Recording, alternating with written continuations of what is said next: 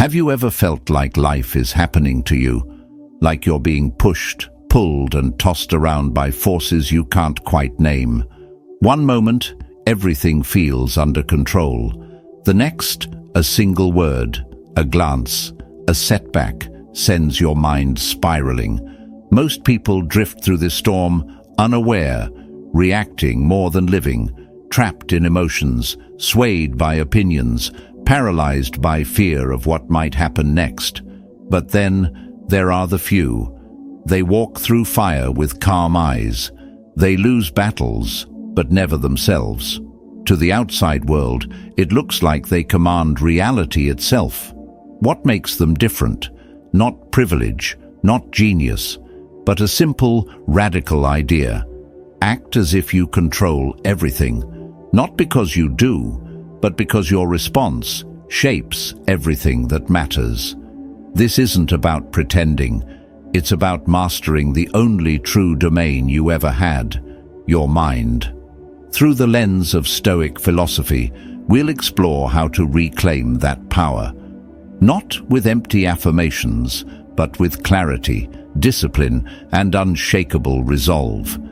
If something in you knows there must be more than just reacting to life, you're in the right place. Take a breath. Feel the stillness beneath the chaos. And when you're ready, walk with me. This is Stoic Lens. Let's begin.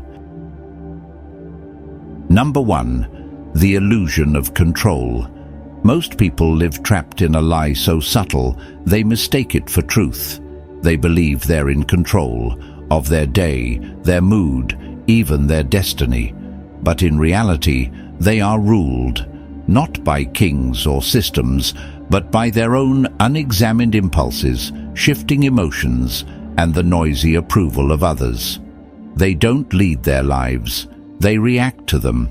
They get upset when plans fail, complain when others disappoint, and wait for perfect conditions to act. But the Stoics saw through this illusion. Control, they said, was never about bending the world to your will. It was about mastering your will within the world. As Epictetus wrote, "Freedom is the only worthy goal in life. It is won by disregarding things that lie beyond our control." Look at Marcus Aurelius, Emperor of Rome, supreme commander of a vast empire.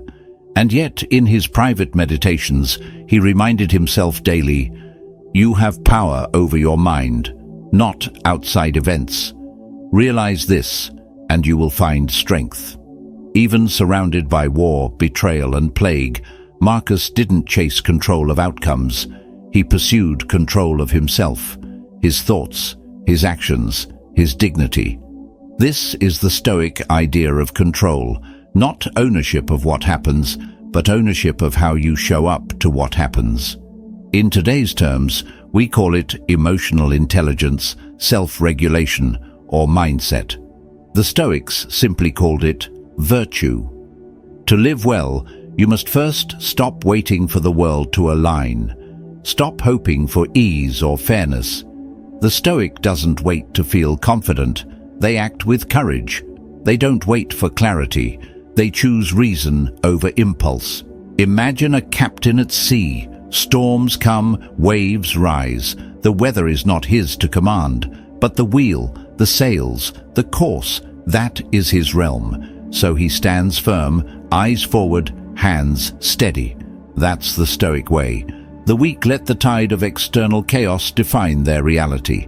The strong, those shaped by Stoic fire, act as if they control everything, not to delude themselves, but to stay grounded in the one truth they can command, their own reasoned choices. So, ask yourself, are you waiting for life to give you permission, or are you willing to claim responsibility for your inner citadel? If you're ready to step out of illusion and into true power, comment below, "I take control. I decide my fate." Now, let's go deeper. Number 2. The Stoic truth about control. The world teaches us to chase control, to manage outcomes, change people, fix the past. But the Stoics taught a deeper, simpler truth. Control begins and ends within. Epictetus said it clearly: some things are up to us, and some things are not. It sounds obvious, but most people live as if everything is theirs to command. Other people's opinions, the weather, the twists of fate. And so they suffer, exhausting themselves on the impossible. But here's the Stoic shift. Stop trying to control the uncontrollable. Focus instead on the only domain that truly belongs to you: your judgments, your actions, your character. Because when you rule yourself, you've already ruled the most difficult kingdom. Think of Seneca, exiled from Rome, stripped of status and power. Yet he remained composed, even productive, writing some of his most powerful works during exile. Why? Because he understood. We suffer more often in imagination than in reality. He didn't control the emperor's will, but he controlled his own response, and in that he was freer than the one who banished him. This is the paradox of Stoicism. The more you release your grip on what you can't control, the more powerful you become. Not in the eyes of fate, but in the eyes of people. Because strength of character draws respect. Composure inspires confidence. When you carry yourself with calm certainty, the world begins to reflect that back to you. It's not manipulation, it's perception. And perception, the Stoics remind us, is the front line of the inner life. What you see is shaped by how you see. Picture a soldier standing guard in the dead of night. He cannot control when the enemy comes or whether the storm breaks, but he controls his breath, his stance, his readiness. And because of that, he is never fully at the mercy of the unknown. When you act as if you are in control, not arrogantly but inwardly, you trigger something powerful. People begin to trust your leadership. Chaos seems to bend around your calm. Opportunities appear, not because reality changed, but because you did. And here lies a deeper, hidden truth, one that even the ancient Stoics hinted at. When you embody mastery, others project mastery onto you. It's a quiet force, a form of psychological influence born not from ego, but from inner alignment. So ask yourself, not what can I fix out there, but what can I command in here? That's where the Stoic strength begins.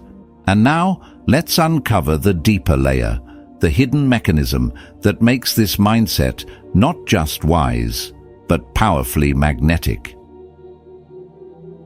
Number 3. The hidden power of perception. Here's a truth the Stoics understood long before modern psychology gave it a name. Perception shapes reality, not just for you, but for everyone around you.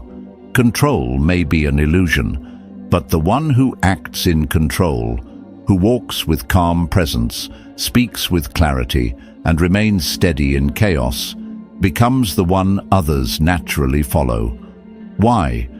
Because most people are searching for signals of certainty, and when they find it, they gravitate toward it. They assume, often without realizing, that confidence means competence, that calm means control. Epictetus once said, "It's not events that disturb us, but our judgment about them."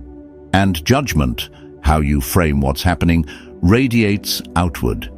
When you master your perception, others begin to perceive you differently. That's the silent power behind those who lead without force. Think about Marcus Aurelius. Despite governing a crumbling empire facing betrayal, war, and plague, he never appeared rattled. In his meditations he wrote, "If you are distressed by anything external, the pain is not due to the thing itself, but to your estimate of it, and this you have the power to revoke at any moment." That's not just Stoic resilience, it's influence in motion. Now let's ground this in the modern world. Picture someone walking into a room, not loud or arrogant, but composed, self-assured. They speak when need are, act without hesitation, and never chase approval. You assume they know something others don't. You assume they lead. This is what psychologists now call the power of certainty. But to a Stoic, it's something deeper, the strength of a trained mind. A person who has ceased to be a slave to impressions, who has fortified their inner citadel, naturally commands attention, because they are no longer reacting, but choosing. Even manipulators and high-status individuals use this. They move with purpose, not because they control the world, but because they've mastered their stance within it. And that changes how the world reflects back to them. Here's the Stoic twist. You don't need to fake it. You become it by mastering your perceptions, your impulses, your judgments. The moment you stop chasing validation, stop flinching at every emotion or setback, you flip the script.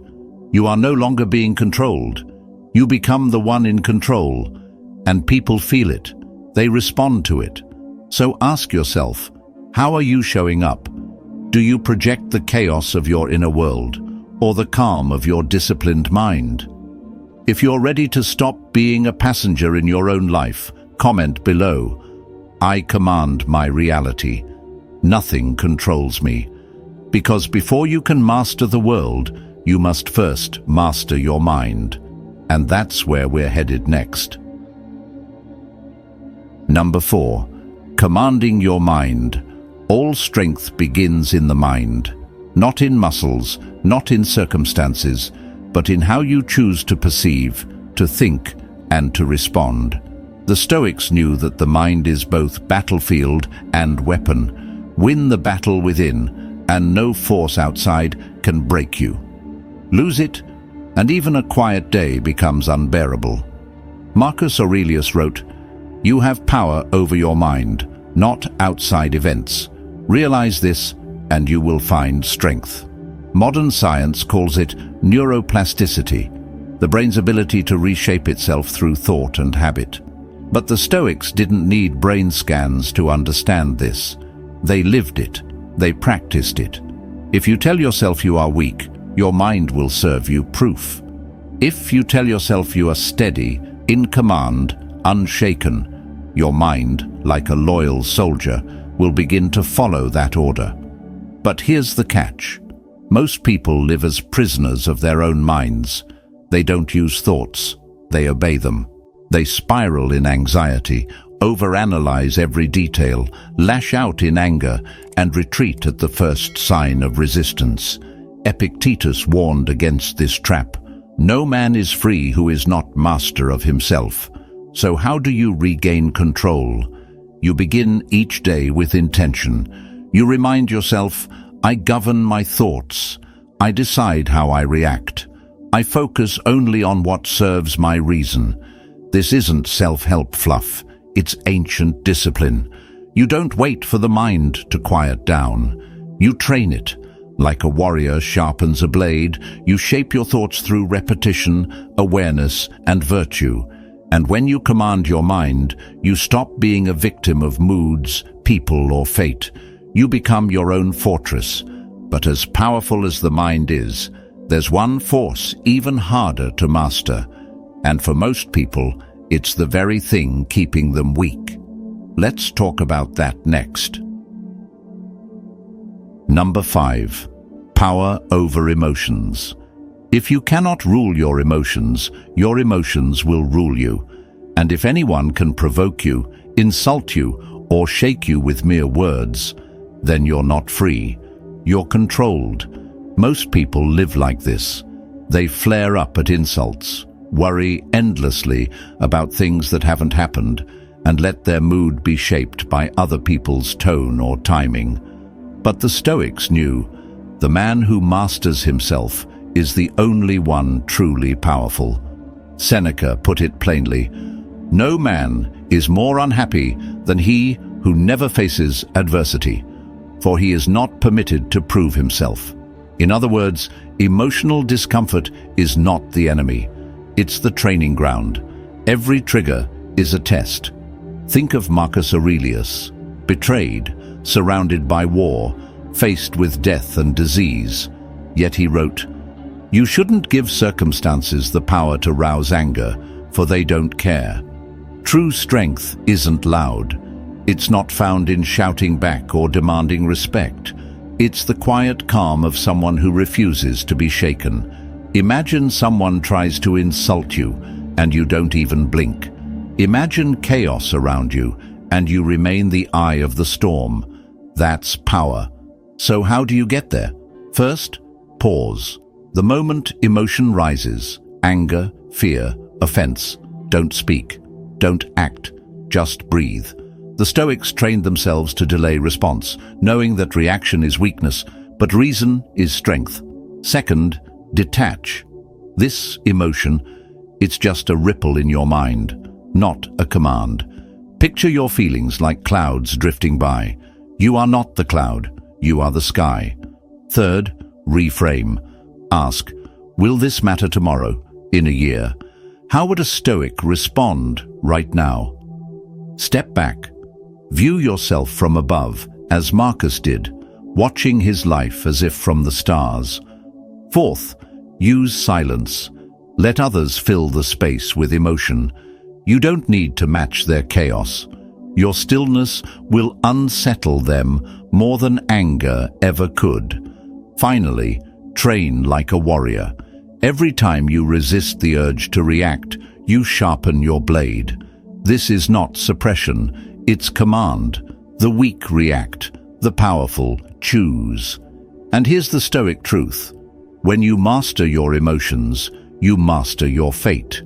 Comment below, I control my mind, I control my emotions. Because now we move into something even more potent, influence without effort. Number 6, influencing others without trying. There's an unspoken truth about influence that the Stoics understood long before modern psychology gave it a name. Perception is power. The person who appears to be in control, calm, steady, unaffected, becomes the one others follow. Not because they dominate, but because they don't need to. Marcus Aurelius never raised his voice to prove his authority. Seneca never begged for recognition. And Epictetus, born a slave, became a teacher of emperors, not by chasing status, but by commanding himself. A man should so live that his happiness shall depend as little as possible on external things. Epictetus. This is the principle of perceived control. The way you carry yourself, how you speak, how you move, how you handle silence, signals your internal state. And others respond not to your words, but to your presence. When you walk into a room with calm intention, people take notice. If you carry yourself with tension, neediness, or haste, others sense weakness. But if you move with quiet certainty, they instinctively defer to you. This is what psychologists call authority bias. To the Stoic, it's the natural result of inner mastery. Here's how to live it. Move slowly, speak deliberately. The wise never rush, because they know time bends to discipline. Let your posture reflect your inner strength, shoulders back, eyes steady, breath calm. Talk less, observe more. The one who listens holds the power. In silence, others reveal themselves. You, anchored in reason, simply watch. If provoked, do not react. Epictetus taught, if someone succeeds in provoking you, realize that your mind is complicit in the provocation. Remain still. Let their emotional outburst collapse under its own weight. Power is not in words, it's in what you choose not to say. And above all, hold the frame. In any interaction, there is always a dominant perspective, the frame that defines how reality is interpreted. The Stoic doesn't seize the frame through force, but through composure. When others chase approval, you pause. When others seek validation, you hold still. You become the gravity in the room. because in the end, you don't need to impress anyone. When you walk with inner command, they come to you, not because you asked, but because you didn't. Comment below. I move with certainty. I control the frame. And now, let's explore the final test. How to face chaos like a true Stoic. Number 7. The Stoic secret to handling chaos. Chaos doesn't break a man, it reveals him. Most people, when faced with uncertainty, collapse inward. They panic, lash out, blame the world, or freeze in fear. But the one who remains still, the one who breathes, observes, and acts with reason, that person becomes the center of gravity when everything else spins out of control. The Stoics knew this well. They didn't deny that life is unpredictable. They embraced it. Because what happens around you is never fully within your control, but what happens within you always is. Marcus Aurelius led Rome through wars, famine, plague, and betrayal. He never wrote about how unfair life was. He wrote, "The impediment to action advances action. What stands in the way becomes the way." In other words, when life throws obstacles, the Stoic does not ask, "Why me?" but "What now?" Seneca echoed this mindset. A gem cannot be polished without friction, nor a man perfected without trials. Chaos, then, is not your enemy. It is your sharpening stone. The Stoic does not run from pressure. They are forged by it. When the world shakes, you ask, what is mine to control? What is the most rational move, not the most emotional one? How can I turn this challenge into fuel? This clarity is rare, and it makes you stand out. Because when others lose their center, they instinctively seek the person who has not. Be that person, and power flows to you without effort. But don't wait for chaos to test you. Prepare now. Every morning remind yourself, I am not shaken. I respond, I don't react. I command myself in all conditions. This is the Stoic's armor, not indifference but disciplined calm. Act as if you control everything, not because you can change the world, but because you can master how you face it. When you do, you become the anchor in every storm. If you're ready to carry that strength, comment below. I stay calm. I control chaos. Now, let's put everything we've learned into action. Number 8. The test. Understanding Stoic wisdom is one thing. Living it, that's where the transformation happens. Most people hear powerful ideas, nod in agreement, and then return to their default mode, reacting emotionally, chasing validation, letting life dictate their thoughts and actions. But that's not your path, not anymore. From this moment forward, you step into the test. For the next 24 hours, act as if you control everything, not because you control the external world, but because you command your inner world, your thoughts, your emotions, your actions. That is your kingdom. Here's what this looks like in action. Move with purpose. Slow your pace. Speak with calm authority. Don't rush. Don't fidget. Your presence should say, I am centered. I decide the pace. Control your emotions. If someone insults you, smile slightly and say nothing. If chaos erupts, breathe deeply and pause. That silence is power. As Marcus Aurelius said, if you are distressed by anything external, the pain is not due to the thing itself, but to your estimate of it. Hold your frame. If someone challenges your decision, don't over-explain. Just say, this is what we're doing, Alito. Tonso leave it at that. Leaders don't justify, they decide.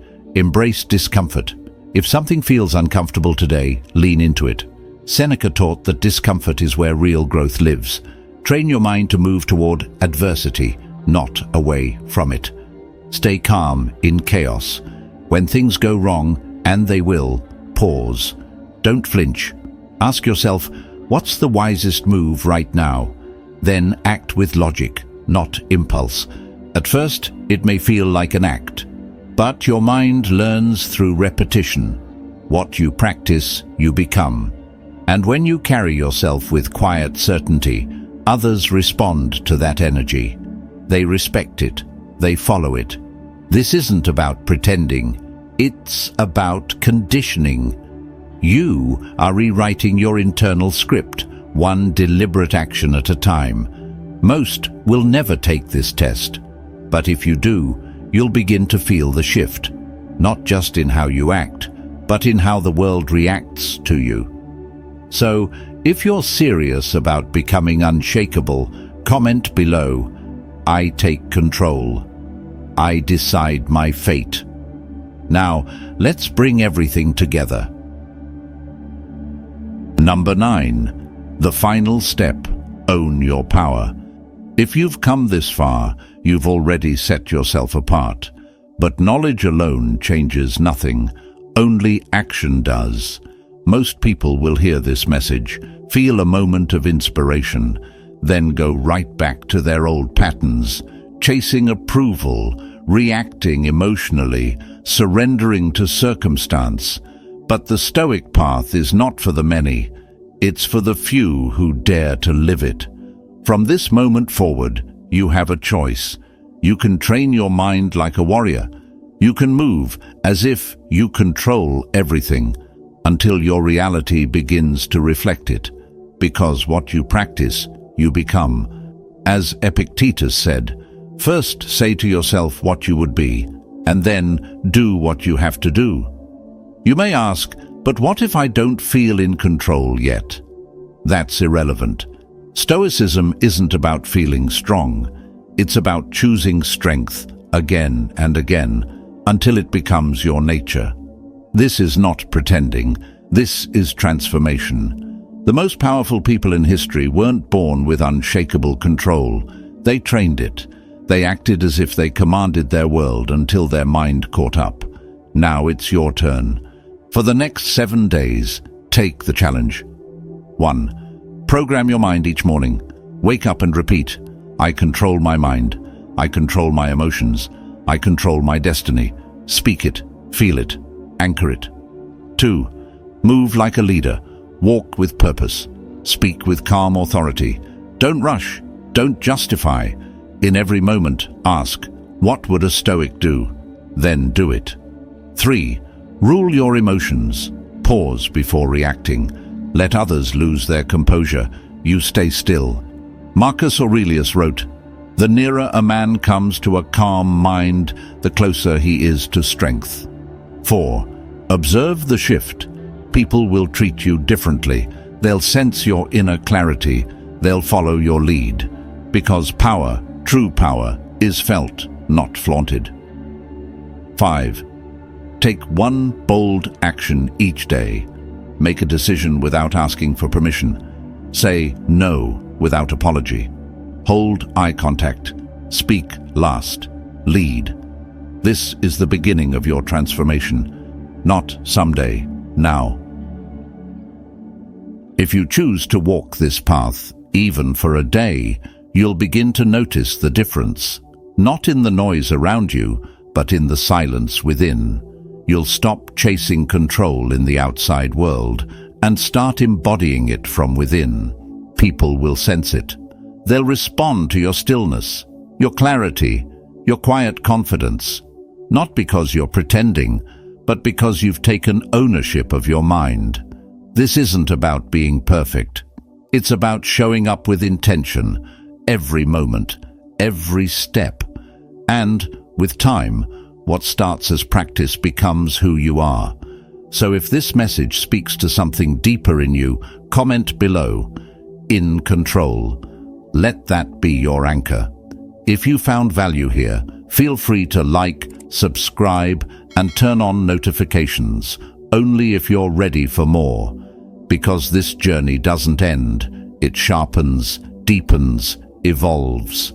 Until next time, walk with calm, act with purpose, and remember, your power begins the moment you stop giving it away.